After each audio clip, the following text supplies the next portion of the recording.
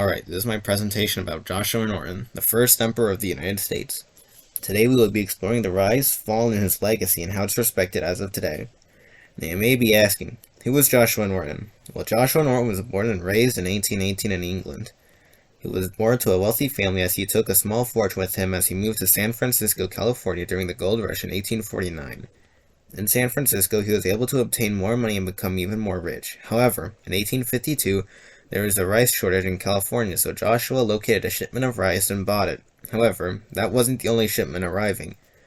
He tended to convince the court that he didn't know what he was buying. The case lasted 2 years, but in the end he was ruled against and left homeless and bankrupt. In 1859, he wrote and posted an article in the local newspaper declaring that he was the new self-proclaimed emperor. People really didn't have a problem with this and played into the idea of this deranged man ruling over an entire country.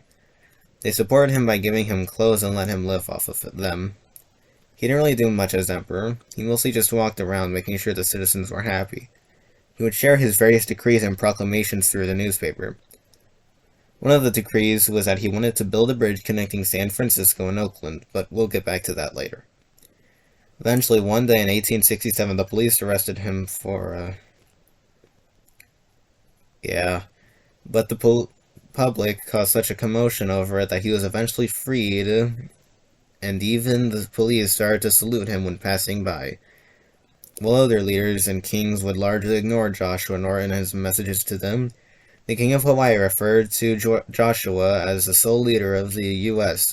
He would attend many city council meetings so he could be well versed in the civilians' problems. He also had his own currency that some businesses would accept. Sometimes he'd go around collecting tax.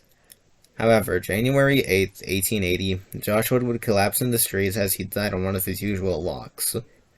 He died at age 61. His house was searched for after death, and it turns out that he didn't have much to him. Just a couple of bucks, a uniform, a saber, and a couple of imperial documents. Joshua would have been receiving a pauper's funeral, but his followers would chip in money so he could have a proper funeral.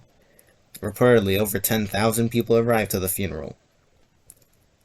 His legacy wouldn't die, though. Even today, it's still kicking around. Some of his currency has been noted to sell for $15,000 nowadays, and there are even efforts to rename the Oakland Bay Bridge to the Emperor Norton Bridge.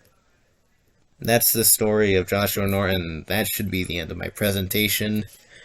Okay, I'm done now.